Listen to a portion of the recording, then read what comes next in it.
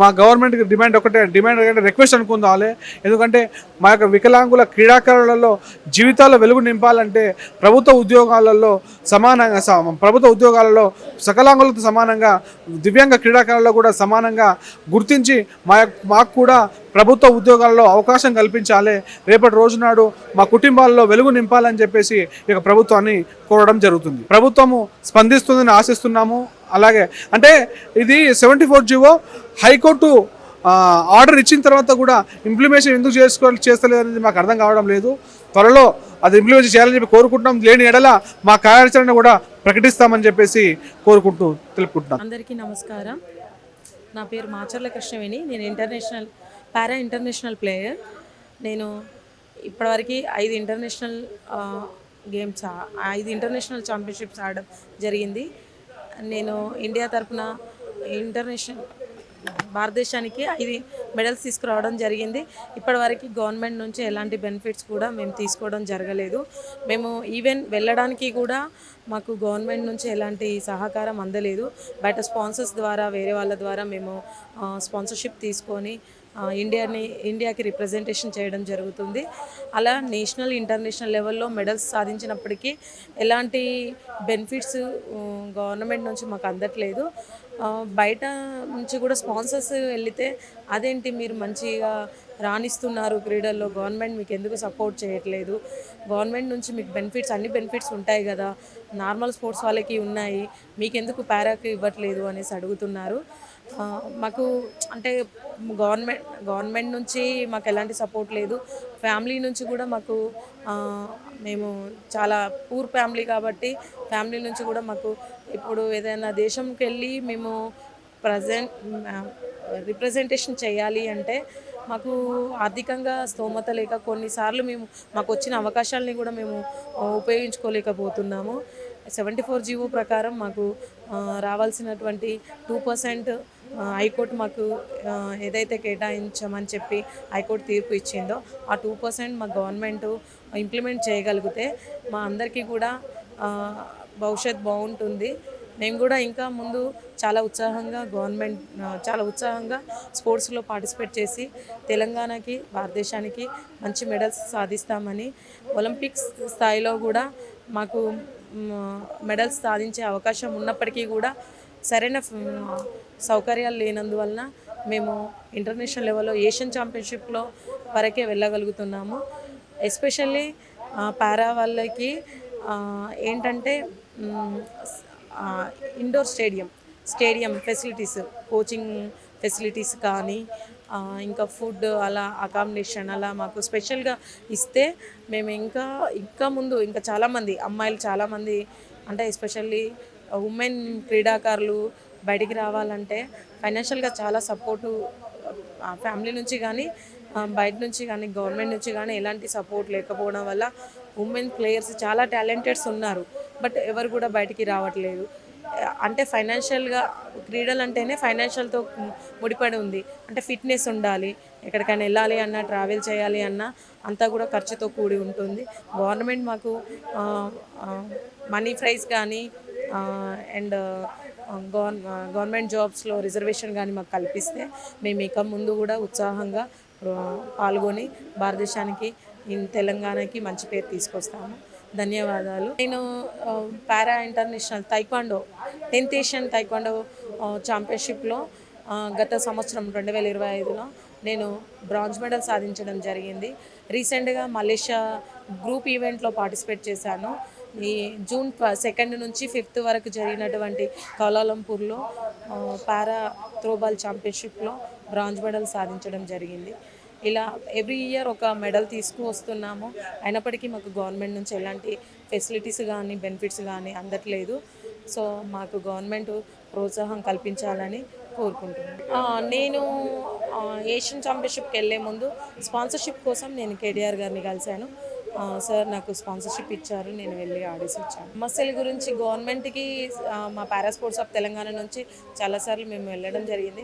Especially ఒకసారి మాకు CM గారు అపాయింట్మెంట్ ఇస్తే మా సమస్యలు నేరుగా మేమే సీఎం గారికి విన్నపించుకుంటాము.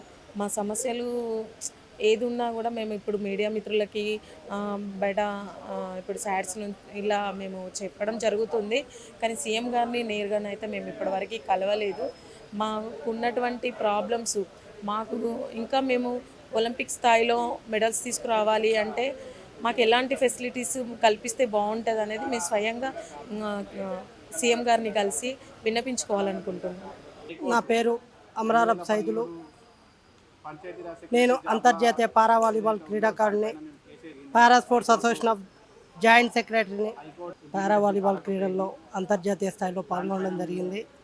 అంతర్జాతీయ స్థాయిలో ఆడి నేను మొన్న తెలంగాణ రాష్ట్ర ప్రభుత్వం విడుదల చేసినటువంటి నోటిఫికేషన్లో గ్రూప్ 1 నోటిఫికేషన్లో నేను క్వాలిఫై అయ్యి 74 జీవో ప్రకారము పారా స్పోర్ట్స్ ఇంక్లూడింగ్ లేకపోవడం వల్ల నేను హైకోర్టును ఆశ్రయించడంతో హైకోర్టు నా యందు దయతో ఈ 74 జీవోని ఇంప్లిమెంటేషన్ చేయుటకు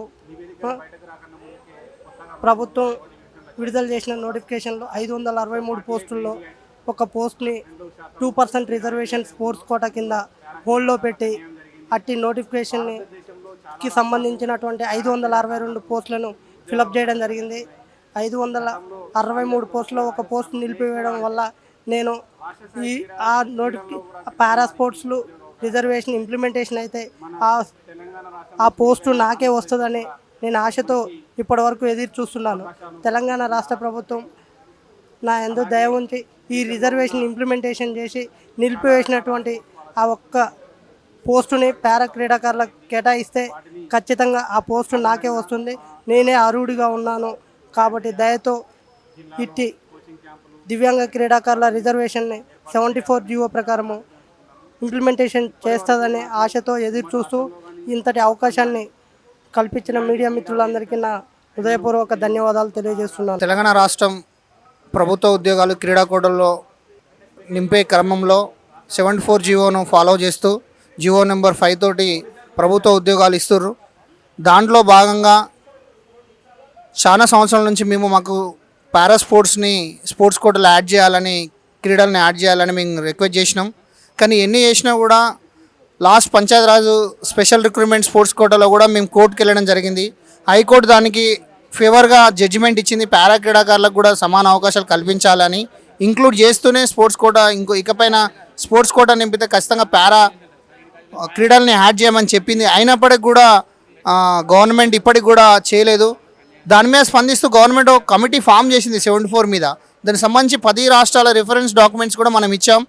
ఇప్పుడు అన్ని రాష్ట్రాలు కూడా పారా క్రీడాకారులను స్పోర్ట్స్ కోటాలో జరుగుతుంది. డైరెక్ట్ రిక్రూట్మెంట్ కూడా జరుగుతుంది. పక్కనున్న ఆంధ్రప్రదేశ్ కావచ్చు, కర్ణాటక కావచ్చు, తమిళనాడు. ఒక తెలంగాణలో జరగకపోవడం అనేది చాలా బాధాకరం. మేము చాలా నోటీస్ చేసాం. అయినప్పటికీ కూడా మళ్ళీ కొత్త నోటిఫికేషన్లు కూడా పారా క్రీడ లేకుండా చేశారు.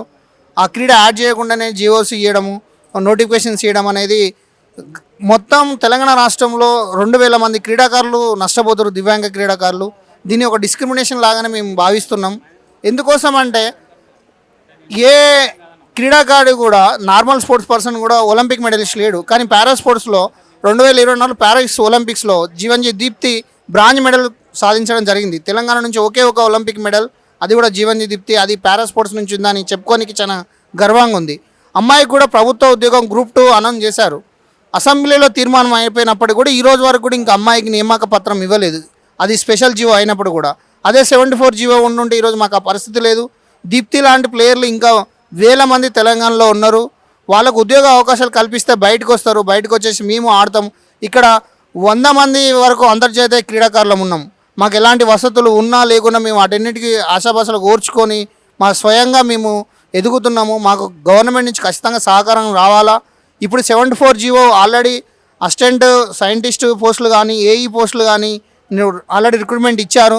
వాటిని తక్షణమే ఆపేసి సవరిస్తూ 74 జీవో సవరిస్తూ దివ్యాంగ క్రీడలను 74 జీవోలు ఇంప్లిమెంట్ చేస్తేనే నోటిఫికేషన్ ఇవ్వాలనేది మేము డిమాండ్ చేస్తున్నాం. లేని ఎడల ఖచ్చితంగా మేము తదుపరి కార్యాచరణ కూడా ప్రకటిస్తాం. మాకు నమ్మకం ఉంది, ప్రభుత్వం చేస్తుందని అస్యూరెన్స్ ఉంది, చెప్తున్నారు. మినిస్టర్ కావచ్చు, సీఎం రేవంత్ రెడ్డి గారు కనుక మాకు అవకాశం కల్పిస్తే పారా క్రీడాకారులకు ఉన్న బాధ సదకాలు ఎక్స్ప్లెయిన్ చేసుకోనికి మాకు ఒక సదావకాశం దొరుకుతుంది.